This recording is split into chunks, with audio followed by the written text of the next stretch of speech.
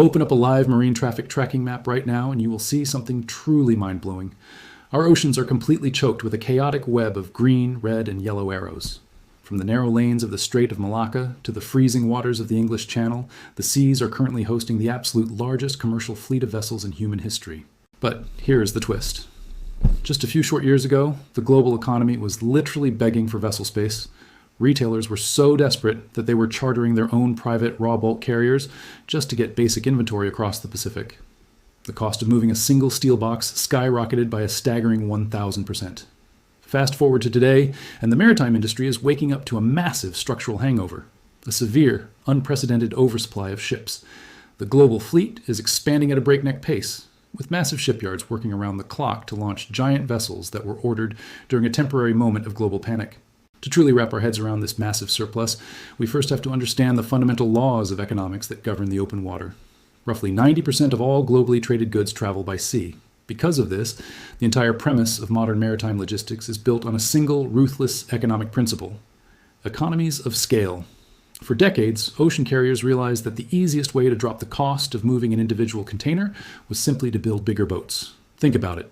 It takes roughly the same size crew to operate a modest ship carrying 5,000 containers as it does to navigate a behemoth carrying 24,000 containers. Fuel costs increase, sure, but not linearly compared to the massive payload. This relentless pursuit of maximum efficiency gave birth to the megaship era.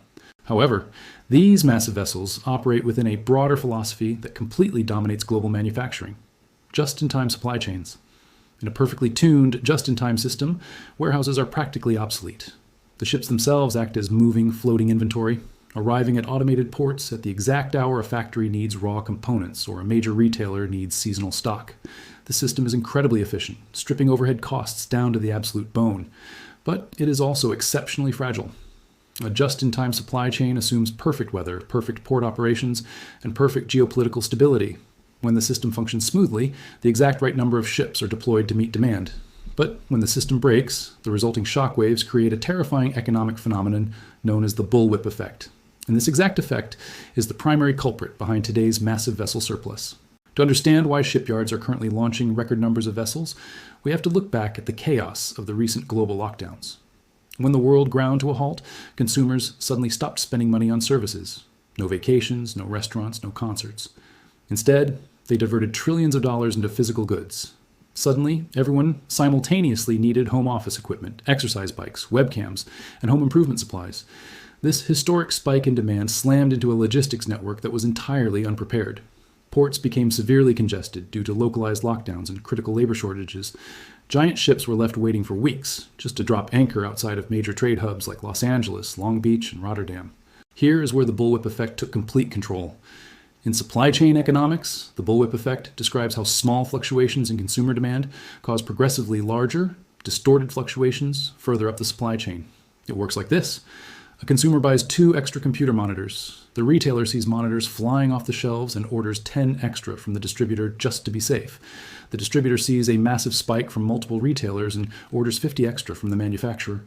The manufacturer then demands raw materials for 100 monitors and books double the usual shipping capacity to ensure delivery.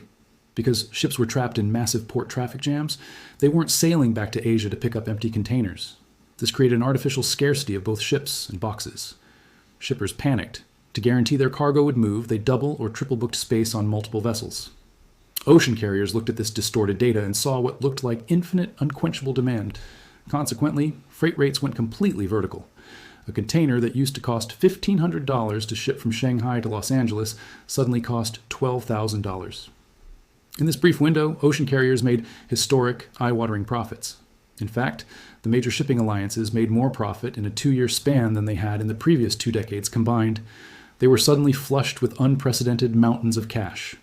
And in the shipping industry, when you are holding that much excess cash, there is really only one thing you do with it.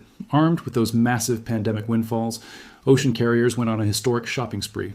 They placed orders for hundreds of brand new vessels, focusing heavily on ultra-large container ships capable of carrying upwards of 24,000 containers, as well as a massive fleet of Neo-Panamax ships designed to fit perfectly through the expanded Panama Canal.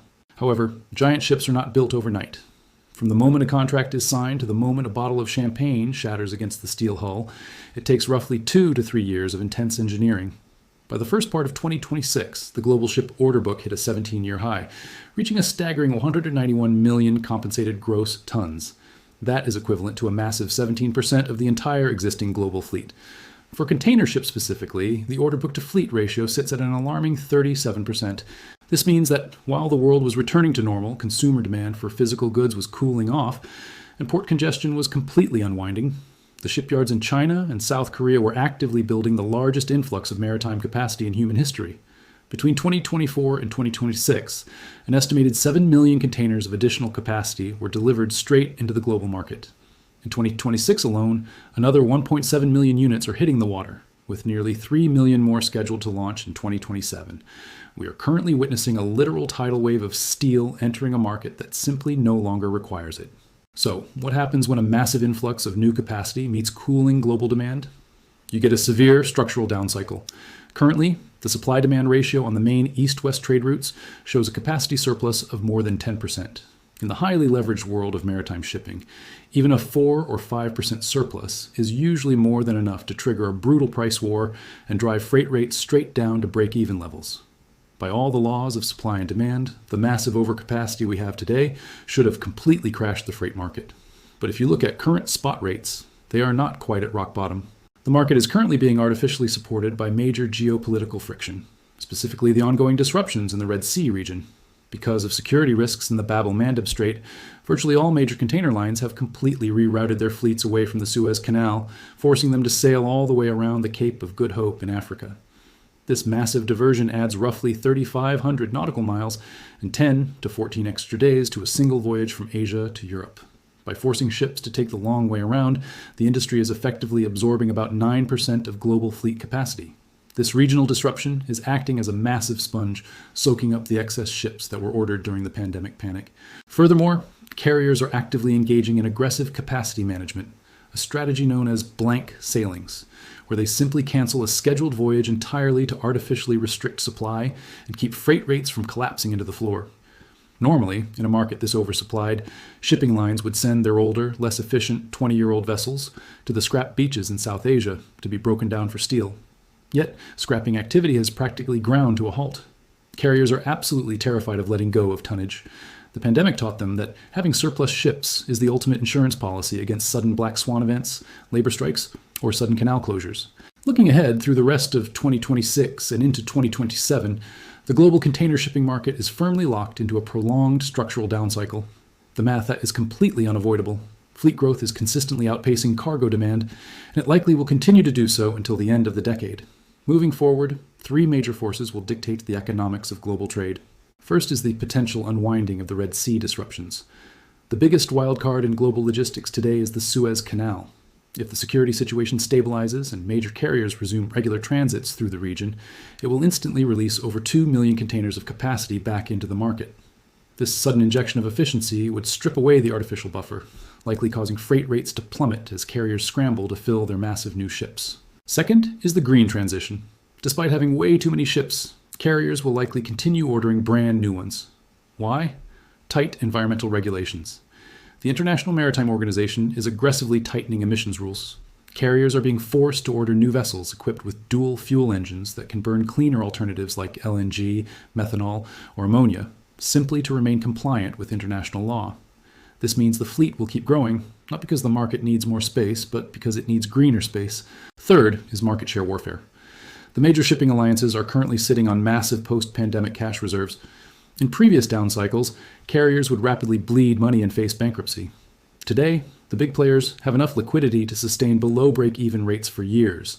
We may see a brutal war of attrition where carriers deliberately run their megaships at a loss just to protect their market share and wait out their competitors. The ships launching from Asian shipyards today are physical monuments to the panic of 2021. For consumers and importers, this oversupply is generally great news, meaning lower transportation costs and more resilient supply chains. But for the ocean carriers, the next few years will be a masterclass in survival as they try to keep their massive new fleets busy in an ocean that simply has too many ships.